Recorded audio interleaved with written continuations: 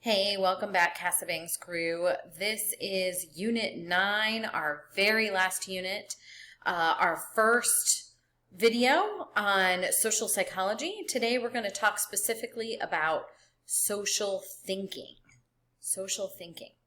Okay, so first, the things that we focus on in social psychology is how we think about, influence, and relate to one another. So this is people in their social situations, in groups, in families, in communities, work relations, school relations, okay, anything that has to do with our social world. All right, so here's a couple questions that I want you to just kind of think about for a second. If a good friend gets angry with you, how would you explain their behavior? If that same friend did something nice for you, how would you explain that behavior? If someone you just recently met walks by you in the hall and doesn't say hello, what would you think? Okay, I want you to answer these questions on your notes. And here's my big question. Are your thoughts about your friend different than your thoughts about your acquaintance? Okay, why do you think that is? Okay, why do you think that is? Again, I want you to answer this question on your video notes. So today we're going to talk about attributing behavior. So attributing behavior to persons or to situations. So this guy here, Fritz Heider, came up with this attribution theory. And he said that we have a tendency to give causal explanations, okay, causal meaning the cause of the behavior, for someone's behavior, often by crediting either the situation or the person's disposition. Okay, so if we're like, why did they do that? Why did they perform that behavior? We'll either say, oh, well, it was the situation. It was whatever was going on in that moment. Or we might blame the person's disposition. And by disposition, we mean those enduring characteristics, like enduring traits that we talked about in the personality unit.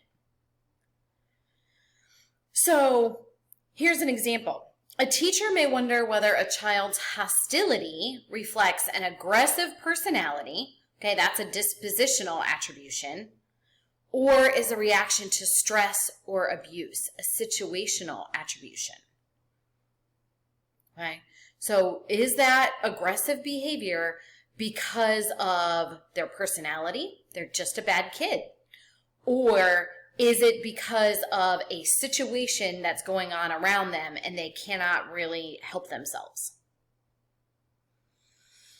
So I want you guys to think about this one as well, okay? You see someone sitting and eating alone in the cafeteria. I want you to write a situational attribution explaining why they're sitting alone and eating in the cafeteria, and I want you to write a dispositional attribution. You're going to do this right in your notes. All right, so this attribution theory leads us right to this idea of fundamental attribution error. Okay, this is the tendency to overestimate the impact of a personal disposition, it's just their personality, and underestimate the impact of the situation when we're looking at the behavior of other people. Okay, so think about that for a second. Overestimating the disposition, oh, they're just a jerk, it's their personality, and underestimating whatever particular situation might be going on in their lives at that moment. So here's an example, okay, from Game of Thrones. People hate this guy, but he's just an actor, okay? There's no reason to hate him. He's just doing his job. So here's another example, okay? So here's a negative behavior. Someone cuts you off in traffic, okay? I'm sure a lot of you have experienced this. Okay, someone cuts you off in traffic. So situational attribution, okay, we're looking at the situation that's going on. Maybe the driver is ill. Okay, so then we are a little bit nicer to them, okay? We're tolerant. We have a tolerant reaction, okay? We proceed cautiously. We give the driver a lot of space. We're not doing anything angrily, like flipping them off or anything like that. But if we have this negative behavior and we have a dispositional attribution, oh my God, they're such a crazy driver. They're such a bad driver. They're such a jerk. Okay? Then we in turn give an unfavorable reaction. Okay, so we might speed up, we might race past them, we might give them a dirty look, we might flip them off, we might be like flashing our lights or honking our horn at them. Okay, so the way we look at or attribute someone's behavior also influences how we react to that same behavior. Okay, so let's talk about how we can convince people to do things that we want them to do. There's a couple of concepts here that we're going to talk about. So the first one is the foot in the door phenomenon. Foot in the door phenomenon. So this is the tendency for people who have first agreed to a small request to comply later with a larger request. Okay, so think about this, okay? You ask mom and dad for $20, okay? You're going out, so you ask mom and dad for $20 so you can buy yourself dinner. And then they agree to the $20. Sure, no problem, honey. Here's your $20. And then you come back and you were like, actually, I kind of need $100 because we're going to go to this club and then we're going to go out to dinner and I want to make sure I have enough for an Uber. So first you get them to agree to the smaller request and then you hit them with the larger request and they're more likely to agree with that second request. Right? You knew all along you were going to ask for $100, but you just had to kind of get there. Door in the face phenomenon. Okay, so door in the face phenomenon is when you ask for a large commitment, probably knowing full well that you'll be refused, and then you ask for a smaller commitment and know that that will probably be acquiesced to. So this could be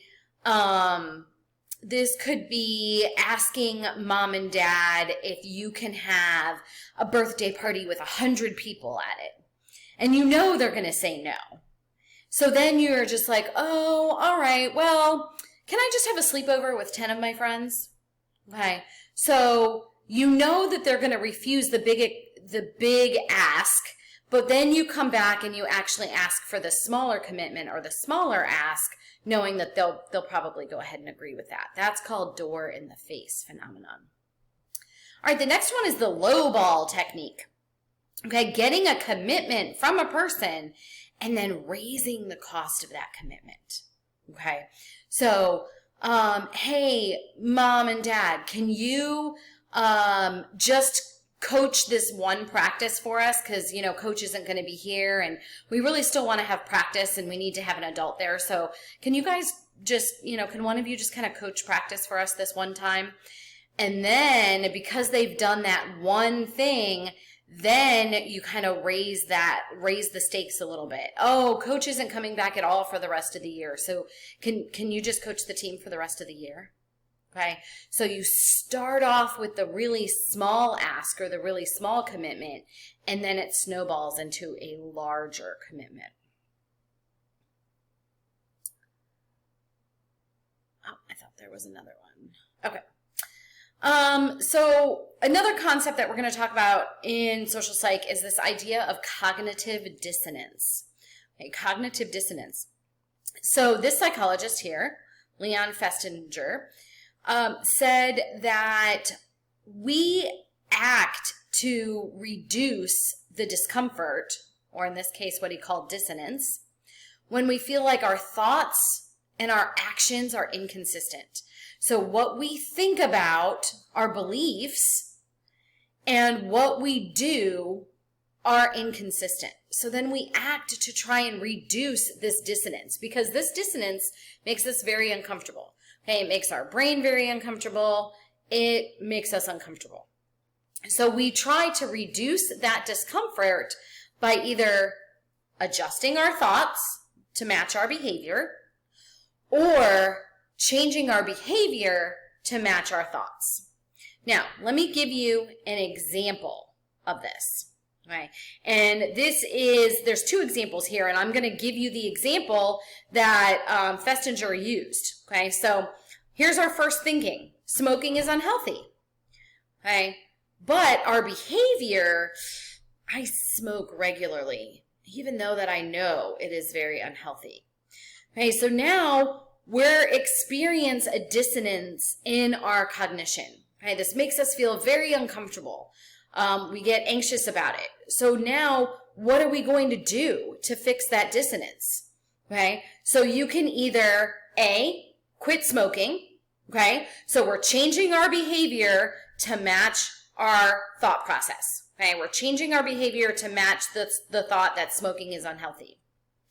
Or we can change our thought process. So if I'm going to continue to smoke, I may change my thought process and say, well, I don't really smoke that much, so it's not going to be that unhealthy for me. Or I might say, those doctors don't know what they're doing. They have no idea how smoking affects the lungs. I knew this person and they smoked for 100 years and they lived that long. Okay? So we're either going to change our behavior or we're going to change our thought processes. This little comic here kind of gives you another quick look into cognitive dissonance. So it says, my desire to be well informed is currently at odds with my desire to remain sane. Okay, so another example of cognitive dissonance there.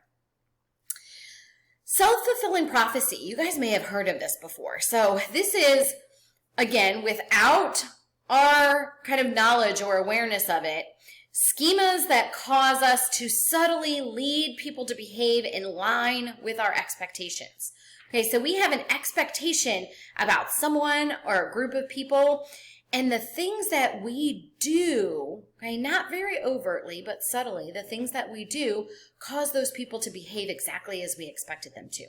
So for example, if teachers expect particular students to do poorly in math, those students may sense that expectation from the teacher. They will then exert less effort. They're not going to study. They don't really pay attention in class. And then they do perform below their ability level. Okay, so self-fulfilling prophecy. The prophecy here is that students will do poorly in math. And we are self-fulfilling this because we sense that expectation. So we don't do anything about it. We don't study for our tests. We don't do our homework. We don't ask for tutoring. And because of that action, we actually do perform lower than expected. People have expectations about how another person that influences how they act toward that person. Such expectations in turn cause that person to behave consistently with the original expectations. Okay, we'll talk about self-fulfilling prophecy a little bit more when we talk about biases in a couple episodes, in a couple videos. All right, so this is just a quick review. Our cognition unit was a long while ago. It was back in September. Okay, so these are a couple of other cognitive biases that can influence how we socially think about other people. So self-serving bias, okay, you're ready to perceive yourself as very favorable. I do everything right, I'm good, all of those kind of things. Confirmation bias, where we're searching for information that supports our preconceptions and ignoring anything that is contradictory to those preconceptions. The false consensus effect, this causes people to see that their own behavior and judgments are common and appropriate. Everyone does that. It's okay if I cheat because everyone cheats. Okay, that's that false consensus effect. And then the last one is the halo effect, when your initial positive first impression colors your judgment about the person as a whole. Okay, so you've had a positive first encounter and you're like, wow, I really like that person. They seem awesome. So everything that you encounter about that person, or every time that you encounter something about that person, it's colored by that initial first impression. Okay, so that is it for our social thinking part of social psychology. Make sure that you bring your questions into class, and I'll see you tomorrow. Bye, guys.